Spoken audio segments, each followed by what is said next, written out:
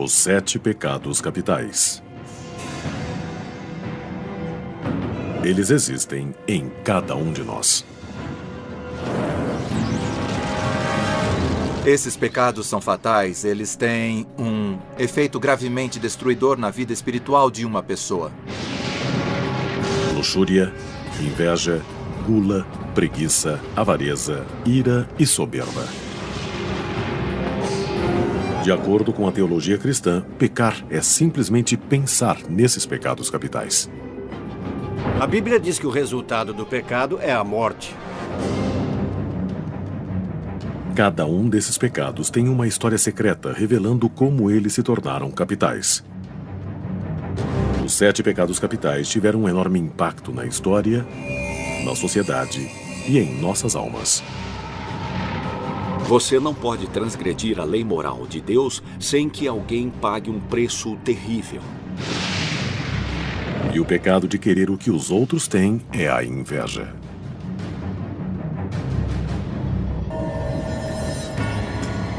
Os 7 pecados capitais não aparecem na Bíblia.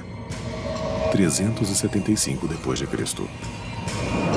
Eles foram originalmente escritos por um monge chamado Evagrius Ponticus, mais de 300 anos depois da morte de Jesus. Evagrius criou uma lista de 8 terríveis tentações à alma humana. 590 d.C.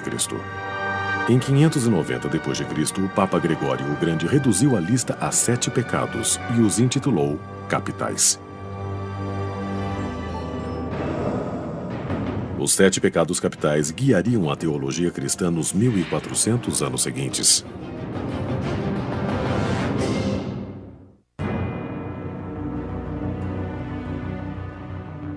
Durante séculos, os cristãos arriscaram a danação cometendo cada um dos 7 pecados capitais. Mas cada pecado tem sua própria tentação, como a inveja. A inveja tem a ver com perceber algo que alguém tem ou uma qualidade que outro indivíduo possui. E o ponto principal está em querer para si mesmo ou então querer que o outro não a tenha. Na lista da igreja, a inveja aparece como invidia, palavra latina significando olhar com malícia. A igreja tirou invídia do nome da antiga deusa romana da inveja.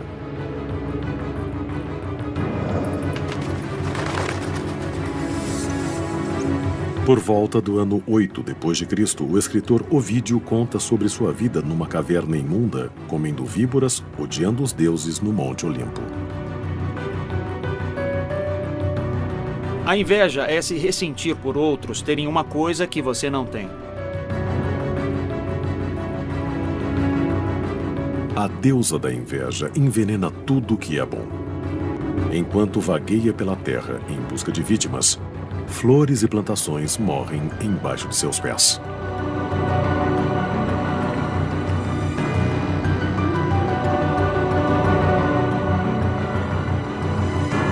A inveja espalha seu veneno pelo sangue, ossos e cérebro das vítimas.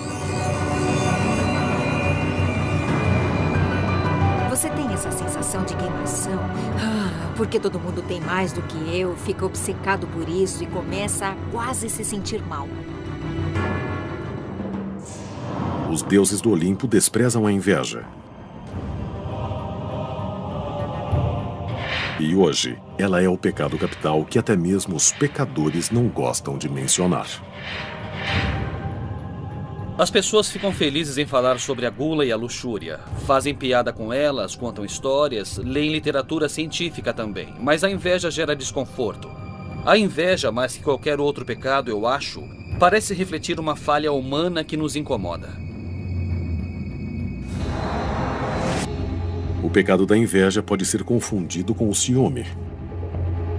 Mas o ciúme geralmente é um medo de perder um ser amado para outro. A inveja é diferente. Você tem uma coisa que eu não tenho. E eu te odeio por isso. Pode ser algo material, pode ser uma posição, pode ser um lugar e etc. E o que a inveja não pode possuir, ela destrói. Um dos nossos padres costumava dizer, para ilustrar a noção de inveja, que o jeito de você ter a grama mais verde do seu quarteirão é não se dar o trabalho de usar adubo na própria grama, mas simplesmente jogar gasolina na do seu vizinho.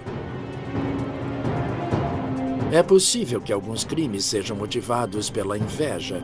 Certos casos de vandalismo são para que a outra pessoa não possa ter a coisa que o invejoso não tem.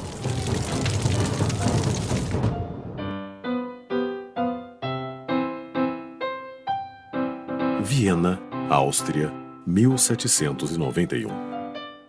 Antônio Salieri era um dos compositores mais bem-sucedidos de seu tempo.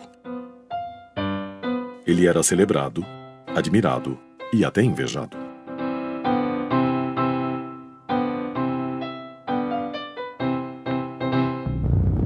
Mas esse homem talentoso invejava um homem genial chamado Mozart.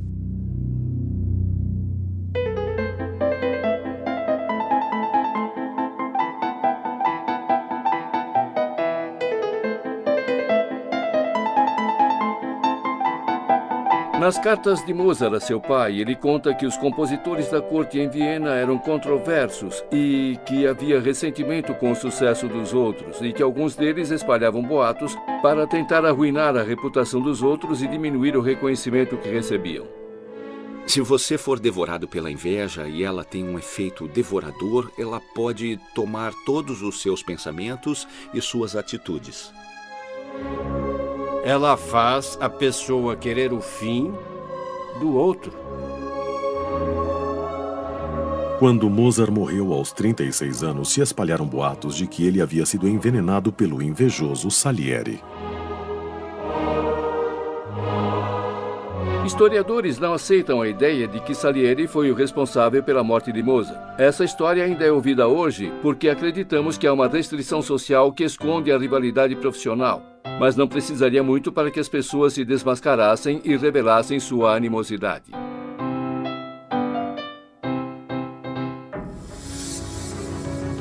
De acordo com alguns teólogos, a inveja atormenta a humanidade desde o início dos tempos.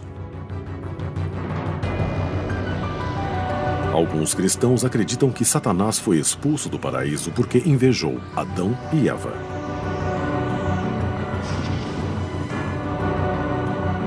Satanás se recusa a ser guardião da humanidade e é expulso do paraíso.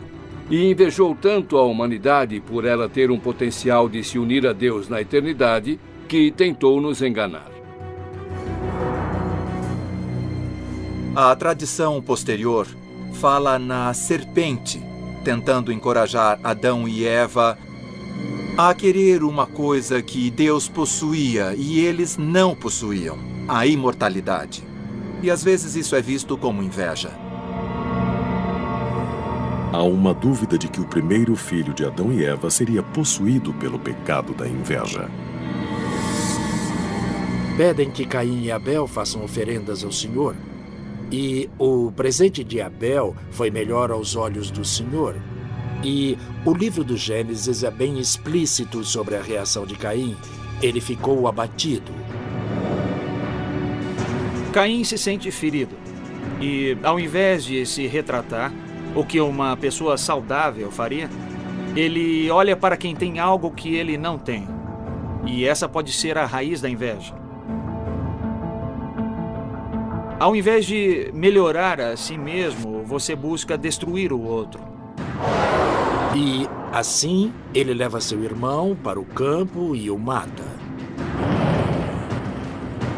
É a inveja que motiva o primeiro assassinato no livro do Gênesis. Há várias histórias no início da Bíblia que falam desse tipo de inveja. Na verdade, Esaú e Jacó é uma história de inveja. Ismael inveja Isaac.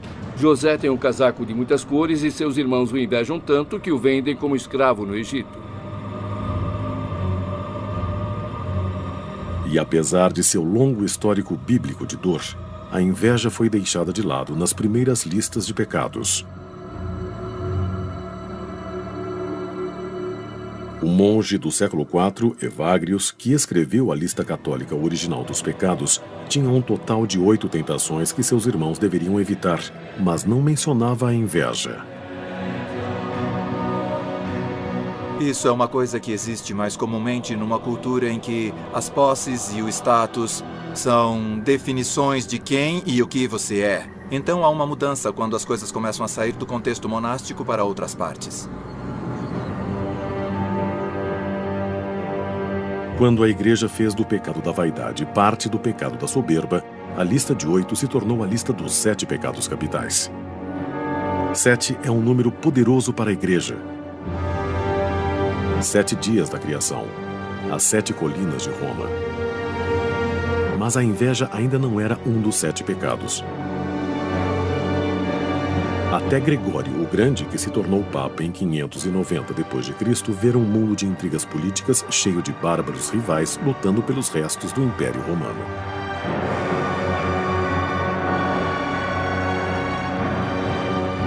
Gregório escreveu: da inveja nasce o rancor, a alegria com a má sorte do próximo e o pesar por sua prosperidade. A inveja estava viva no mundo. Gregório queria a inveja, invidia em latim, na lista dos pecados capitais. Mas a tradição ditava que eles deveriam ser apenas 7. Juntando a tristeza ao pecado da preguiça, o pecado foi chamado somente de preguiça e abriu espaço para a inveja.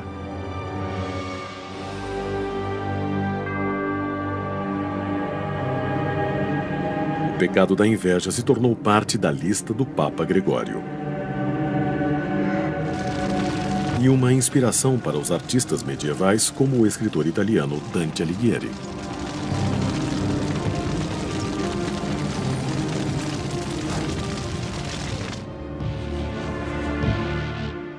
No Purgatório de Dante, os espíritos dos invejosos vagam numa terra árida com os olhos costurados por fios de arame.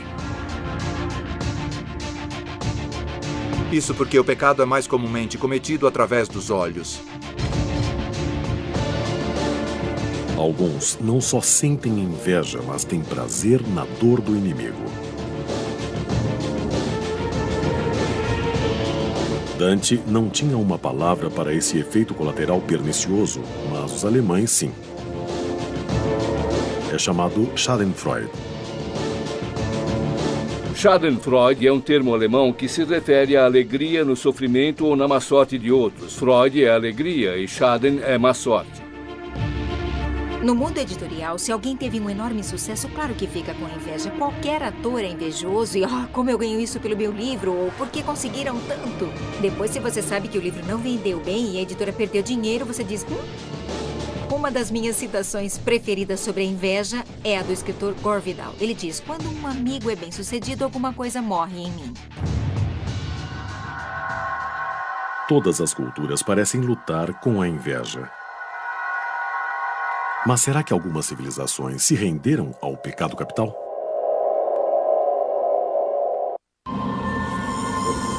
Os 7 pecados capitais são vistos como caminhos para a danação. Considerado um dos mais traiçoeiros é o pecado da inveja. Pelo menos de acordo com a doutrina católica. Mas sempre houve outras opiniões. Em algumas culturas, a inveja é considerada uma expressão natural e inevitável que as pessoas bem-sucedidas têm que enfrentar. Em torno de 500 a.C., os gregos não consideravam a inveja um pecado mortal, mas uma tática política.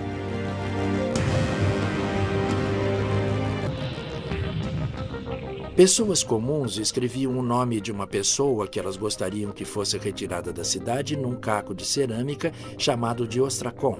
Essa é a origem da palavra ostracismo. E se bastante gente votasse por uma pessoa, essa pessoa era expulsa de Atenas por um período de 10 anos.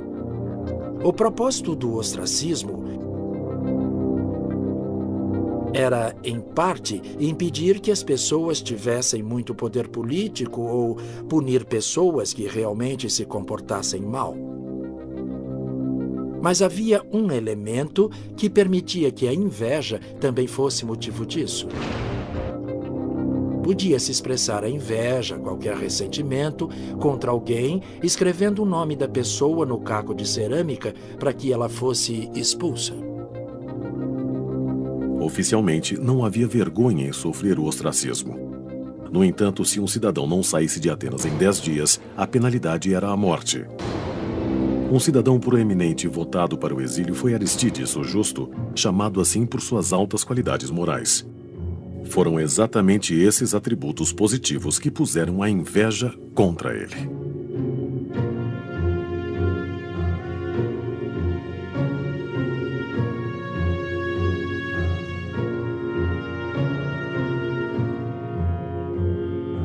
A história conta que Aristides viu um cidadão escrevendo seu nome num caco de cerâmica e perguntou: "Quem é esse Aristides e por que será que quer o ostracismo dele?" E a resposta foi: "Ele não fez nada de errado, mas sempre falam do quanto ele é maravilhoso e nobre. Isso me irrita muito."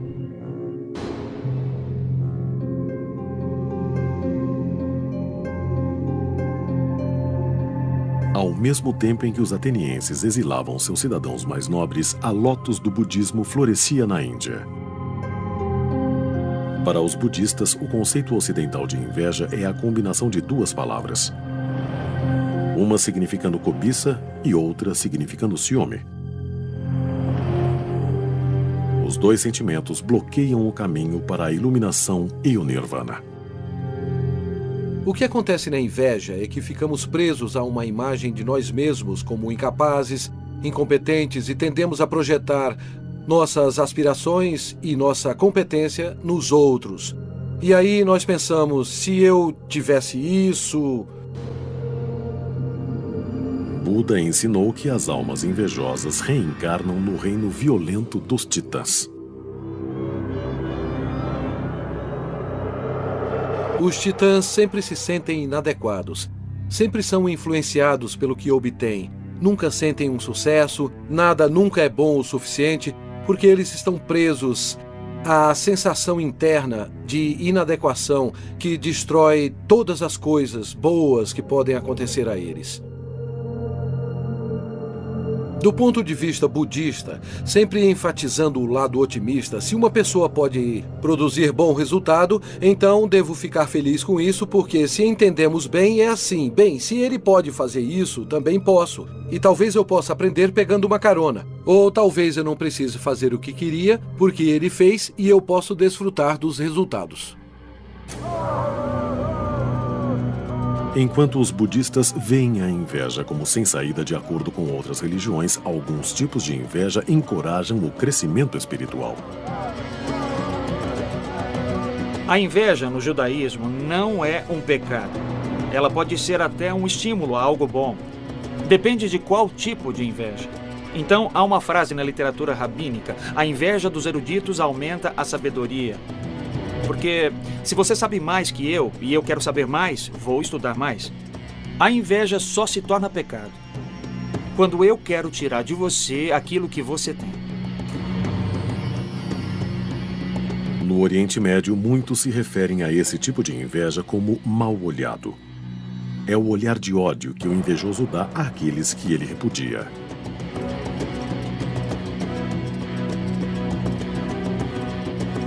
Jesus se refere ao mal-olhado em uma de suas parábolas. A parábola do vinhedo. Os trabalhadores que tinham menos sucesso botavam mal-olhado no mais bem-sucedido. Durante milhares de anos, a melhor maneira de vencer o mal-olhado tem sido olhar de volta com um amuleto especial. Quem já viajou por partes do Oriente Médio, Grécia e Mediterrâneo, vê esses olhos azuis por todo lado. Eles ficam pendurados em portas de casas, lojas, estão nas calçadas, nas xícaras de chá. No Ocidente, chamamos ele de olho grego. E, na verdade, ele serve para espantar o mal-olhado.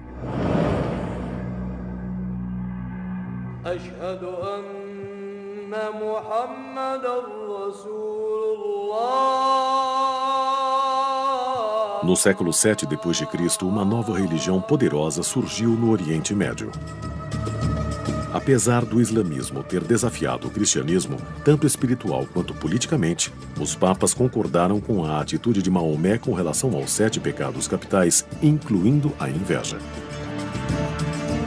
O Corão se refere à inveja como hasad e especifica como um pecado dos grandes.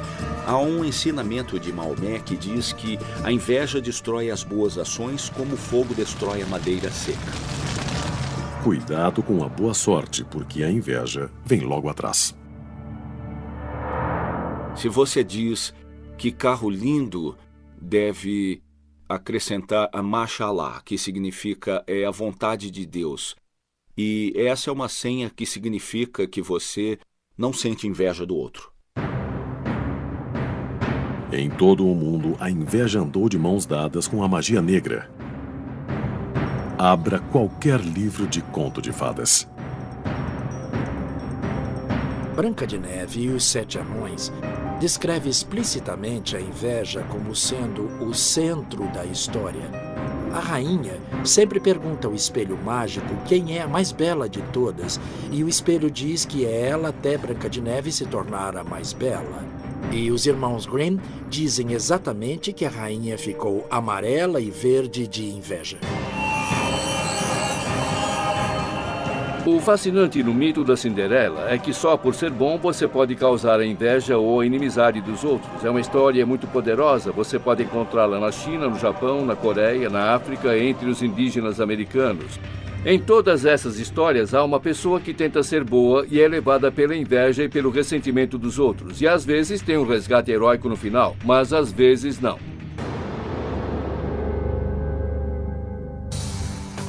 A literatura pode nos dar a experiência indireta de sentir inveja ou ser invejado.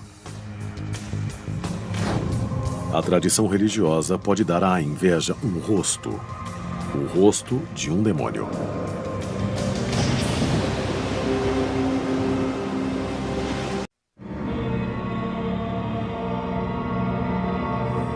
Através da história, escritores tentaram transformar os 7 pecados capitais de conceitos e desafios morais em personagens para colocar um rosto nesses aspectos do mal.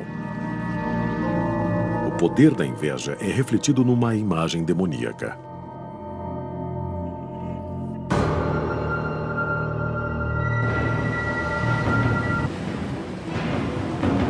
A Bíblia chama de Leviatã, um monstro marinho de tamanho e fúria inimagináveis que só pode ser controlado por Deus.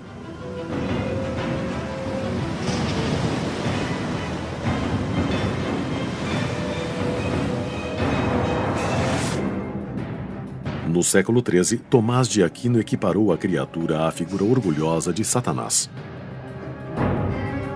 Então, em 1589, o conhecido caçador de bruxas alemão Peter Binsfeld nomeou Leviatã como o demônio encarregado da inveja, com vários demônios menores submissos a ele. E o dever deles era tentar os seres humanos para fazer com que cometessem pecados. Apesar da tentativa de Binsfeld de relacionar esses demônios aos 7 pecados capitais nunca ter sido aprovada pelo Vaticano, ela se mantém popular entre os demonólogos amadores. Os seres humanos sempre imaginaram que o mundo fosse habitado por espíritos invisíveis. A angiologia e a demonologia judaicas rendem um grande assunto. Que relação eles têm com os seres humanos? Quais são os seus poderes?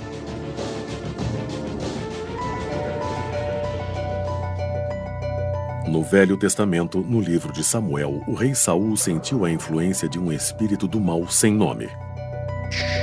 O rei encontrou alívio na música da harpa de Davi. Ironicamente, quando Saul fez do jovem seu ajudante de confiança, o coração de Saul foi tomado por um novo e mais forte pecado: a inveja. Saul favoreceu Davi, mas quando eles começaram a fazer músicas sobre como Davi tinha matado dezenas de milhares, enquanto Saul só tinha matado milhares, isso começou a incomodar Saul. Saul inveja Davi porque Davi é uma estrela. Davi é tudo que Saul não conseguiu alcançar. Davi tem o amor das pessoas, tem a promessa de um futuro brilhante. O paralelo a isso pode ser um executivo que tem um subordinado que se destaca e recebe atenção demais. Então ele tenta arruinar esse subordinado. No caso de Saul, ele tentou mesmo arruinar Davi. Na verdade, Saul tenta matar Davi com sua lança. Mas Davi sobrevive à inveja assassina do rei. Ele tem a preferência de Deus e Saul tem essa amargura enorme que vai acabar com sua vida. Mais que qualquer coisa, a tragédia de Saul e Davi é uma história sobre o poder corrosivo da inveja na política e no governo. Em 44 a.C., a inveja política de um pequeno grupo de conspiradores derrubou um governo e mudou o destino de Roma.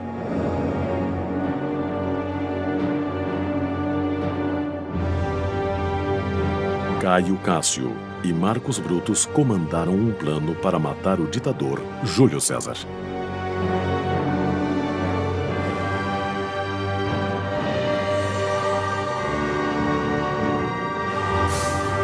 Cássio invejava César e apelou a Brutus. Os motivos de Brutus eram a preocupação com o bem-estar da República, então ele teve um motivo mais elevado, mas foi manipulado por Cássio.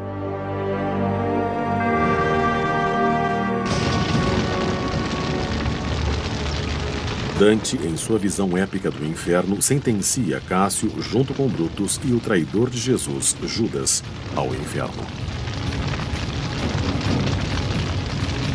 No inferno de Dante, no nível mais baixo, há uma punição sendo sentenciada aos dois dos maiores traidores, aqueles que traíram César e Jesus. O invejoso Cássio vai ser atormentado pelo diabo até o fim dos tempos.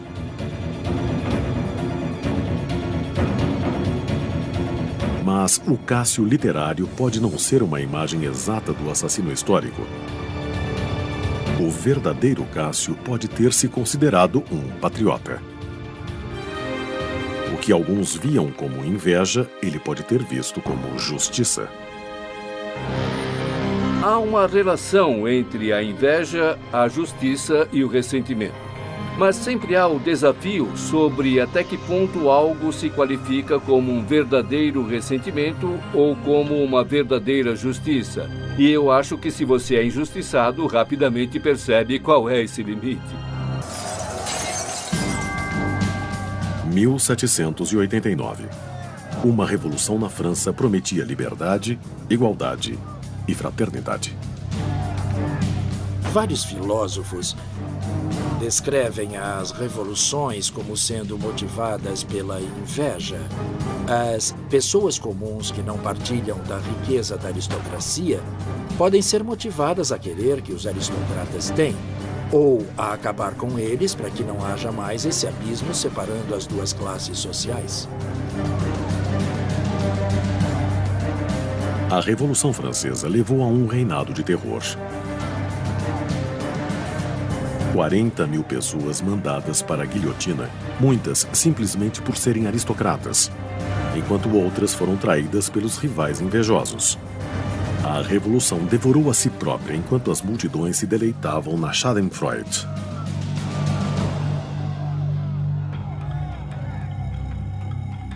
Em 1917, uma outra revolução derrubou o czar da Rússia. Nos 60 anos seguintes, o comunismo se espalhou pelo mundo, matando milhões, mas prometendo justiça e igualdade. A inveja se espalhou no paraíso do trabalhador como a serpente no Éden.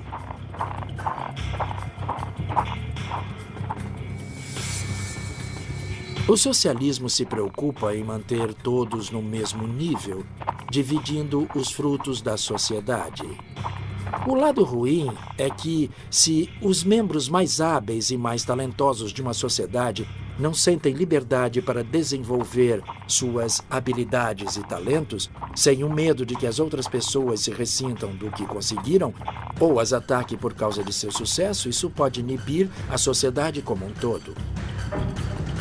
A diferença entre a sociedade capitalista e a socialista ficou nítida na Alemanha dividida do pós-guerra.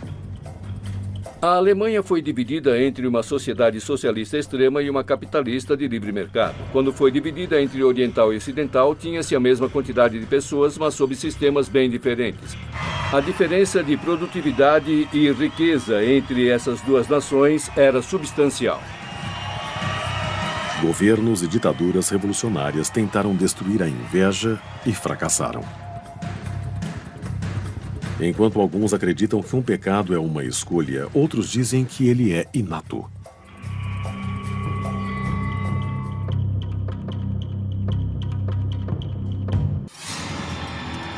Os 7 pecados capitais.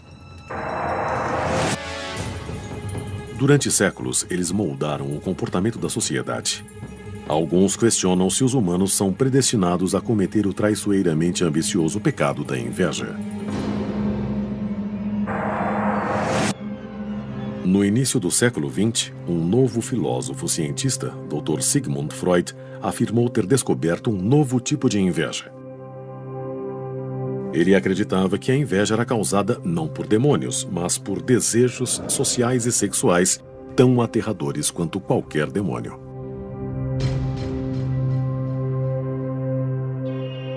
De acordo com o criador da psicanálise, todo menino deseja sua mãe e quer matar o pai que ele inveja. Freud chama isso de complexo de Édipo.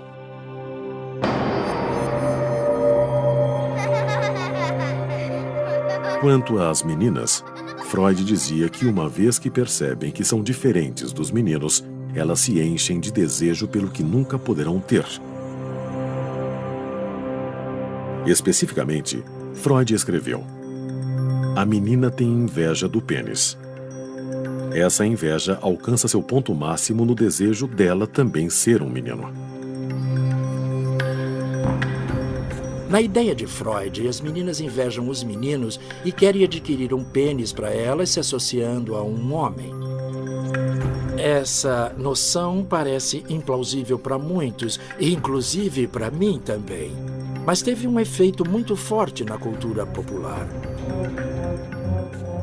Depois da morte de Freud, sua noção da inveja virou moda nos Estados Unidos.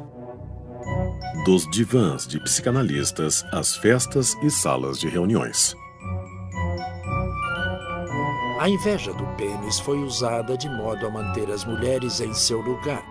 Uma mulher que tivesse ambição, que quisesse sair do papel tradicional restrito da mulher dos anos 50, muitas vezes era desencorajada com o argumento de que, ao invés de ser uma boa mulher, ela estava tentando ser homem, de modo patológico, porque tinha inveja do pênis. Isso era uma maneira de dizer às mulheres: nem pensem nisso. A terapeuta Karen Horney juntou a inveja do pênis à sua própria teoria: a inveja do útero. De acordo com Horney, os homens invejam a habilidade feminina de gerar vidas e sublimam essa inveja se dedicando às suas carreiras.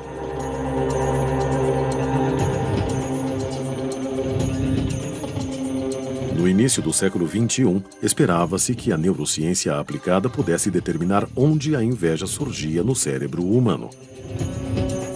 Alguns estudos tentaram medir o aspecto da inveja chamado Schadenfreude. Schadenfreude está representada no cérebro numa região neurológica bem específica. É a mesma região da sensação de recompensa. Isso sugere que pode ser um fenômeno bastante básico na biologia humana. Professores de Harvard e da Universidade de Miami perguntaram a mais de 250 pessoas que situação você prefere e qual escolheria.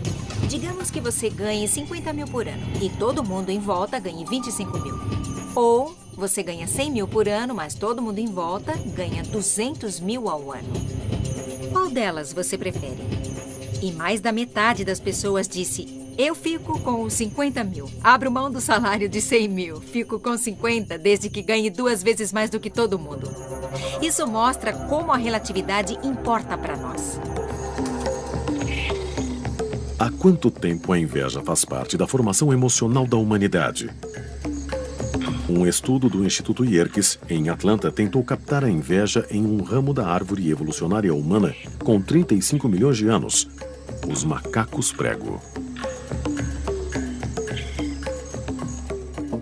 Pares de macacos prego foram treinados para trocar agrados por recompensas em comida. Primeiro, os dois ganharam pepinos.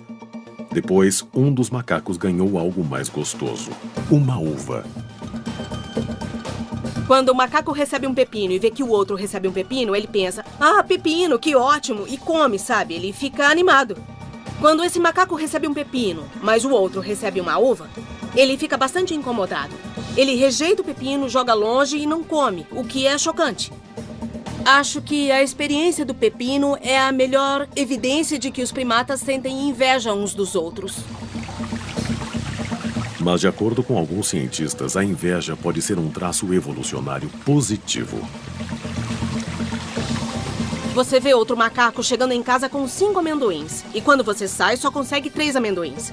Você fica com inveja, meio irritado e diz, eu tenho que conseguir os outros 2. Então, a ideia é de que a inveja pode ser um bom mecanismo para ajudar organismos a descobrirem que tipo de recompensa é possível num dado ambiente. 35 milhões de anos depois, na árvore evolucionária, a inveja parece mesmo inata no ambiente escolar.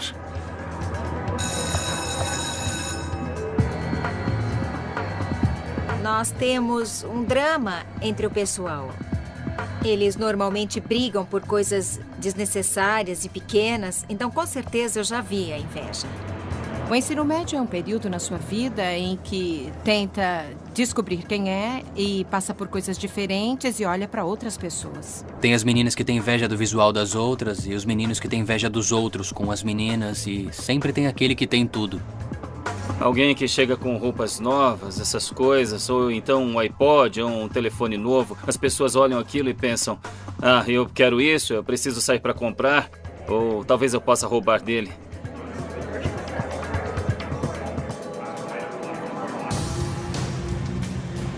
Se a inveja é inerente à humanidade, então o que se tornou a sociedade?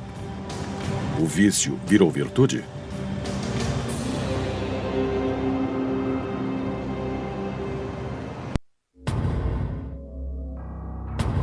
Os 7 pecados capitais. 7 tentações a serem evitadas a todo custo moral. Mas na sociedade de hoje, pecados como o da inveja fazem o mundo girar.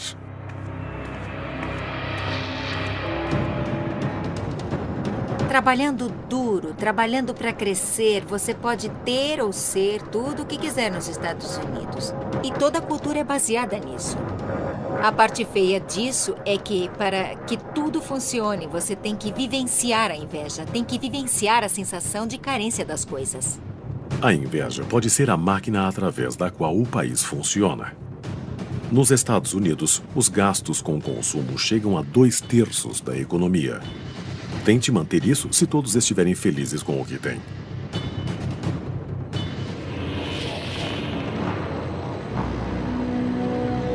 Sociedades ricas tentam encorajar a competição entre as pessoas porque você precisa disso como base para gerar riqueza. E assim criamos pessoas para serem competitivas em nossa sociedade e, como consequência, alimentamos mais inveja.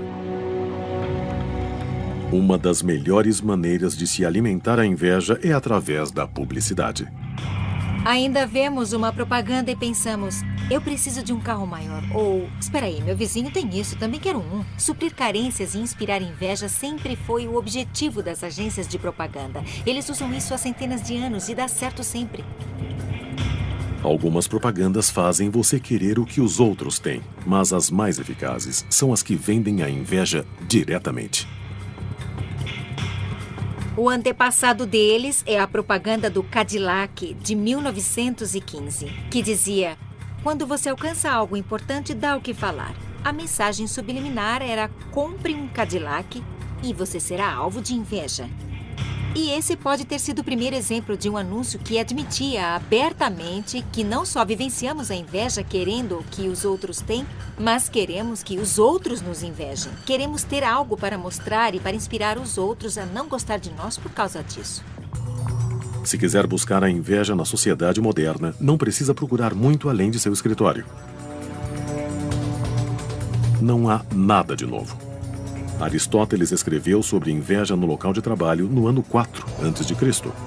Acho que ele disse algo como: são os ceramistas que invejam outros ceramistas. As pessoas do mesmo meio profissional são mais competitivas entre si, sentem-se ameaçadas por um rival que é da mesma área.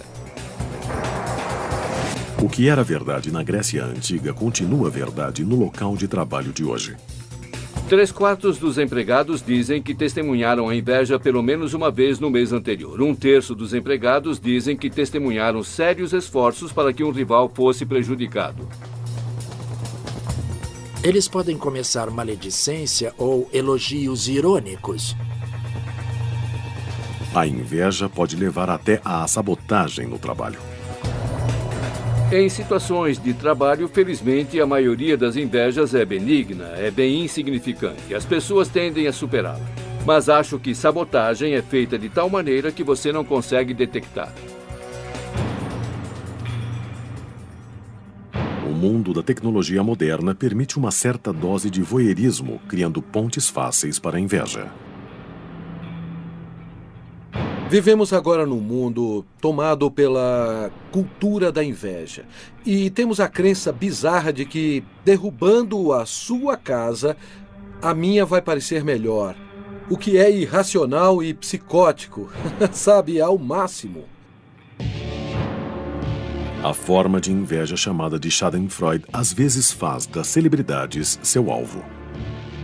Em termos de Schadenfreude, Martha Stewart deve ser um exemplo recente. É uma pessoa que foi a julgamento e foi presa por informações privilegiadas. E há uma certa satisfação entre as pessoas que achavam que ela representava um padrão de perfeição. Há um elemento de injustiça nisso e as pessoas também gostam de ver essas pessoas por baixo. O problema da inveja é que ela é insaciável. Mesmo entre as classes altíssimas, a estratificação acontece. É igual ao pátio da escola de novo. Tinha um cara com um iate de 30 metros numa exposição de barcos e tinha um de 39 metros ao lado dele. Ele disse, o meu parecia uma sucata. E quando os iates de 120 metros foram construídos, um árabe apareceu com um de 150.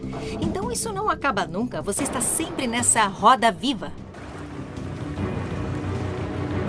A inveja do iate pode parecer uma diversão inocente, mas como todo tipo de inveja, pode haver um grave custo social.